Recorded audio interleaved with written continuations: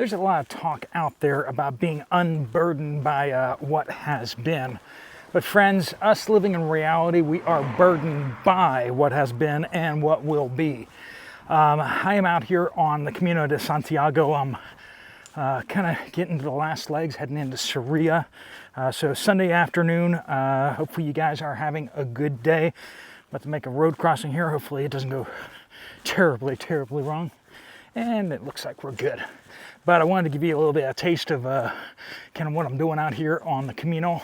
And it's a pilgrimage, for those of you not aware. But most of you have been following along, so you already kind of know what's going on. I'm going to be a little out of breath, because if I'm not out of breath, then I'm not going fast enough, am I? Got my trekking poles here, but we'll put those in storage so that I can give you guys a little walk and talk. All right, so what's going to happen here? We're going to hopefully see masses of people coming out and voting for a future that actually makes some sense. A future with limited government. A future without the masses of immigration happening with no documentation, without any sort of... That is beautiful, going up ahead. That's where we're going. Down into the hole. But Kamala Harris's vision for the country is 8 million people who have come in since the beginning of their administration. They want to turn those into voting citizens. That's obviously not a great idea.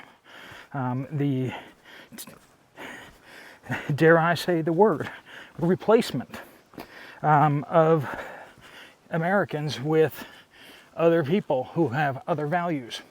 I don't think that's a great idea.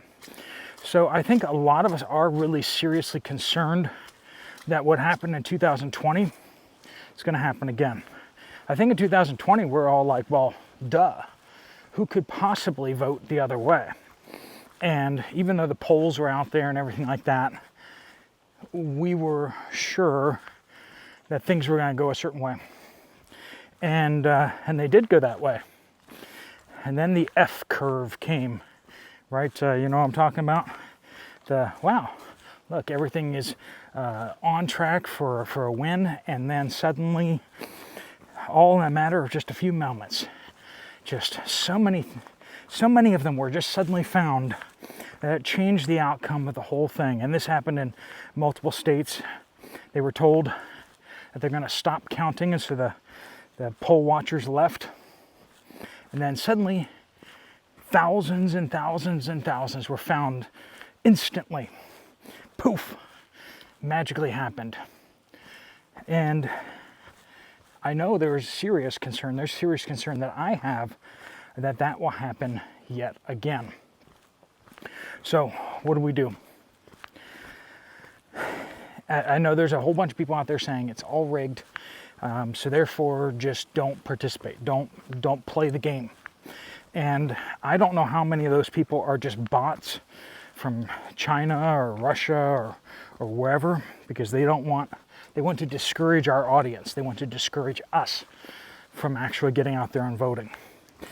I feel like these are not super valid concerns that people are raising. I don't know how prevalent that really is amongst people inside of our community, or how much of that's just fake noise.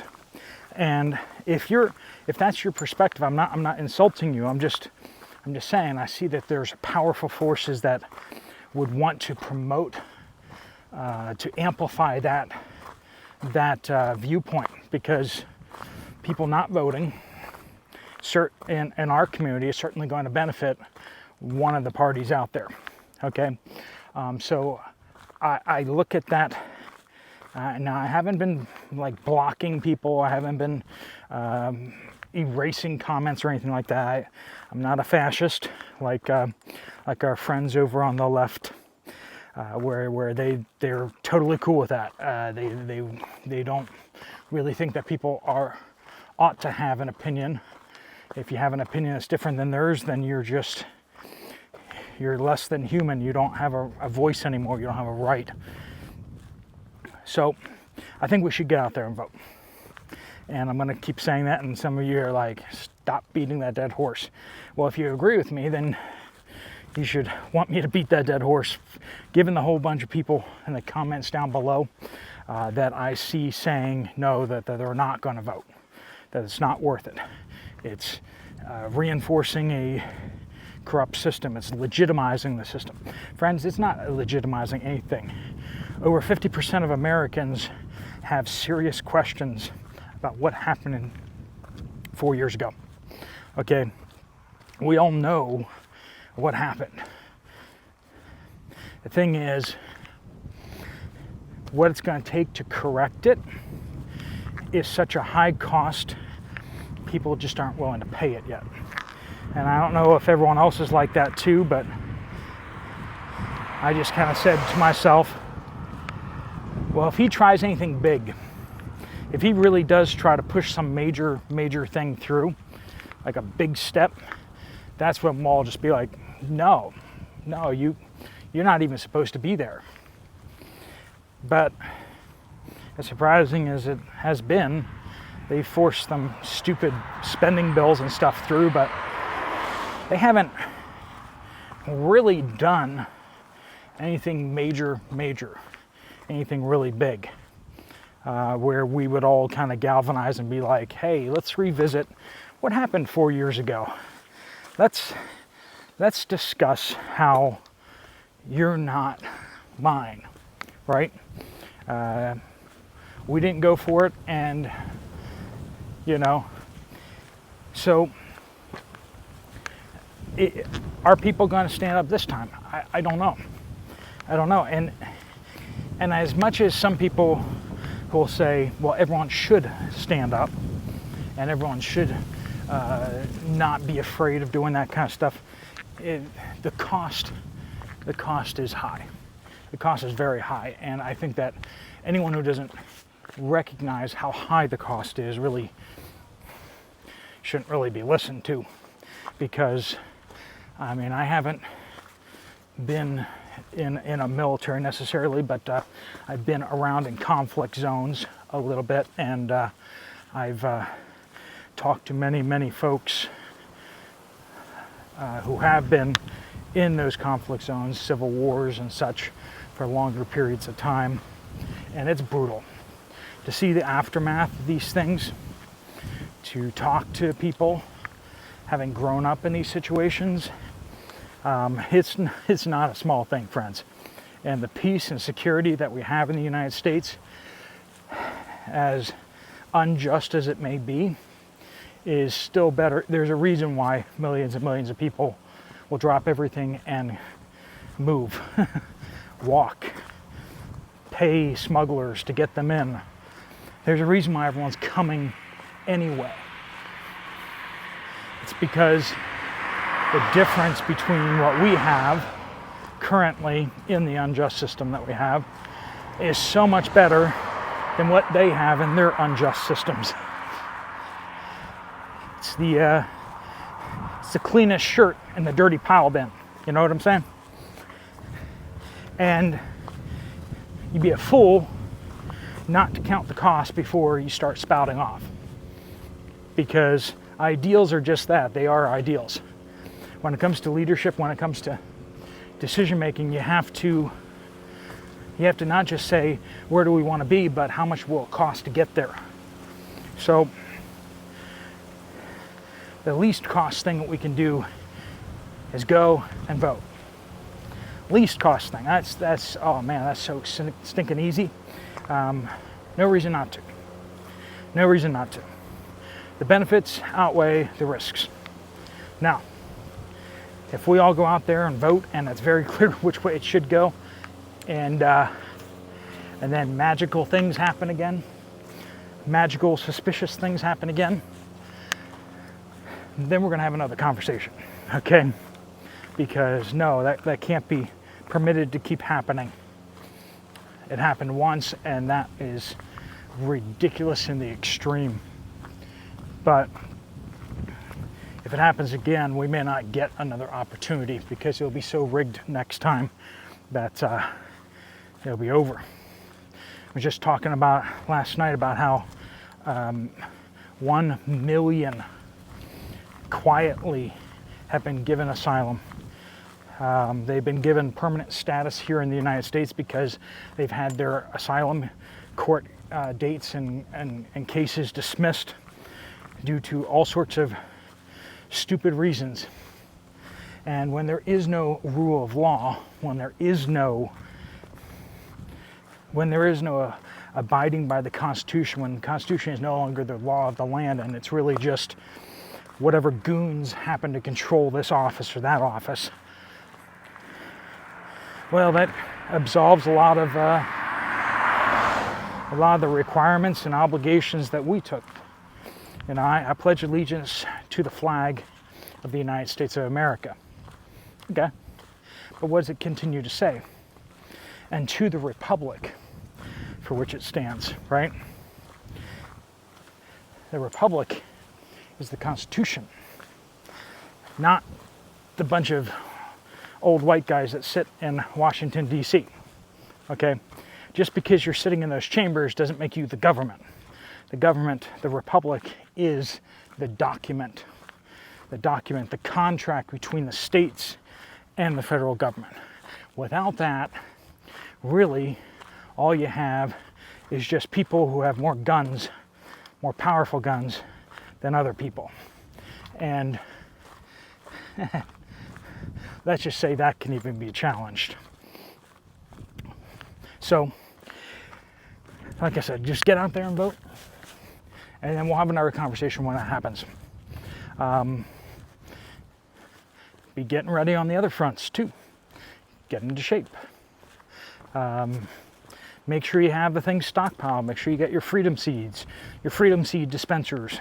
Make sure you have them spread out, placed in secure locations that you can access them if need be. But if they come and decide that you shouldn't have any anymore, will they be able to find all of them? That's a valid question. You have a right to bear arms, granted by the Constitution, and I think that you should make sure that right can't be taken away from you by the government. So I'm hoping I'm still on the Camino. I think I am, but talking to you guys, this is kind of what it's like. It's a lot of there's paths going through the woods, and then suddenly you're on a side road, and then you're walking next to a busier road, and then it's just weaving in and out all over the place. Beautiful. I just had lunch. It was eggs, 2 eggs fried, some fried potatoes, like basically French fries. Had some fresh bacon, which is some farmer around here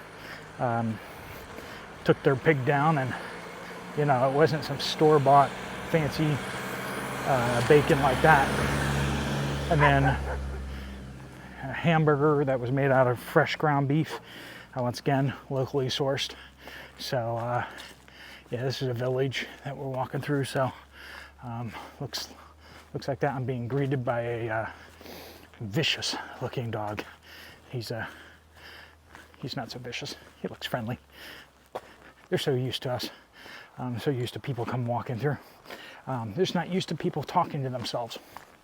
So, like I said, we're gonna have another conversation when things happen, and if our guy gets in, we're gonna have to have a conversation about how do we support, how do we help him succeed in what he's trying to do, because getting in is just that's the easiest step of what's about to happen. I think we're going to find that things get more difficult from there. They're going to hit him with so much when he gets in office. They're going to try to make it so that he can't accomplish anything. Every single thing he does is going to trigger lawsuits. Everything he does is going to be blocked at every turn. They're going to hit him with so many allegations, so many impeachments, so many everything. And that makes the down ticket almost as important as the top of the ticket. So congressmen, senators, all that's going to be so very important this time around too. If we don't have the control of the house, that's going to make it really, really difficult. So all those things to say, just really think through where you go, what you're doing, and keep moving forward with everything. Make sure you're getting more prepared when it comes to food, freedom seeds, communications, drones. I'm gonna reiterate that. I really need to really underscore that a lot more, and a lot of our channels do need to underscore that a lot more. We need more drones. We need a lot more drones. So those of you guys buying your 12th, 11th, 15th, 20th boomstick, seriously consider adding to your drone arsenal. Try to add some good observation ones, but then also get some disposable ones. I don't know what are good disposable ones. If you guys know what would be good disposable ones, cheap but yet very effective to deliver things, that would also be something to be thinking about, because I think that the whole point of the second is not just that you can have things that look cool, but rather so that you can actually protect yourself and protect others. And in this environment, that means drones. You need to have them. So think through that, think through all those things, and keep moving forward. Encourage the people around you to vote, and not only vote, but also to get stocked up, get more prepared. We're going to need all the food that we can get. We're going to need all the freedom seeds. We're going to need all of the preparations, the drones, all of that kind of stuff. Hopefully we don't need it, but if we do, we're going to need it. So, all right, friends, lots to think about, lots to get stocked up on. And like I said, just keep moving forward. I want to keep walking forward here, one step at a time. That's a good visual, a good that's a good picture of what we need to do too. Walking on a Camino, 500 miles. How do you do that? Well, it's simple, one step at a time. You see some of these people who have just so much all stocked up and they're just really prepared. How'd they do that? One step at a time, friends. One step at a time. You can accomplish some pretty amazing things. You look at people like Southern Prepper One. He's been stocking up for quite a few years. He knows what he's doing, and yeah, he's going to be more prepared than a lot of other folks. And some of you guys have been preparing for a lot of years, or perhaps you're just starting. Don't be discouraged. Just take those next steps, right? All right, friends. Until we meet again, I will leave you with this picture of some dumpsters in Spain. And if you want to check out another video from this channel, there's one right up here. I'll see you over there, or I'll see you guys later. Steve Poplar of the Poplar Report, out.